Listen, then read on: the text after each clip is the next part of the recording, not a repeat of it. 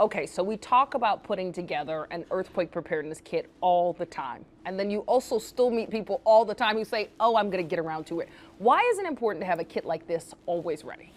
Well, first and foremost, disasters, we often don't know when they're coming, especially here in Los Angeles. Everybody knows, one day we woke up to fireballs flying through the sky, and an earthquake, we don't have any warning. So you want to be prepared before it hits. So show me what goes in this kit. So there are some basics that you want to definitely consider having in your kit.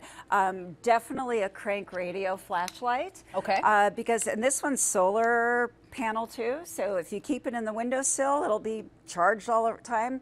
If you plan on putting canned food in your kit, you want to make sure you have a can opener. Yeah, flashlight, extra batteries, a really great utility knife. You never know how that can come in handy. You do not want to light candles for the most part. You shouldn't be lighting candles, but especially after an earthquake. So have a bunch of these light sticks. Oh, that's smart. Yeah. And also, as mentioned before, you want to have medications. These are packets of water. And all of this comes standard. Most of this came standard in this deluxe earthquake kit. You can make your own kit. You can buy kits. Basic first aid. It has Band-Aids, gauze. And then, your basic comforts, shampoo, deodorant, which would be lovely to have. Toothbrush, toothpaste. You can also buy food rations.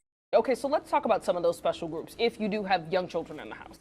So again, I mentioned the medications. It's also good to have a picture of them. What if they're at school and you're at home when an earthquake hits? You want to be able to identify your children. You want to have any important documents like vaccination records, any medical records, and then also things the kids enjoy. You want to have a favorite toy, a favorite doll, some books, something to keep kids occupied if you don't have your normal routine. And then on the opposite end, if you have elderly relatives that live with you. So first and foremost, you want to consider if you have to leave the home and you have to leave the home quickly, how are you going to do that? If the person who's living with you or nearby isn't ambulatory, again, medications come into thought here. And then also, do they have any, nebulizer machines, breathing machines? And then what about if you have pets? And if you have pets, again, it's similar to, pets are our children, so similarly, they're favorite toys, but also you want to have food that doesn't perish. A lot of the pet foods come in non-perishable boxes or packets. And then, of course, there's kibble, their leashes, their bowls, any medications they might need.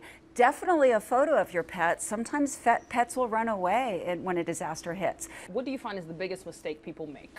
That they don't have a kit.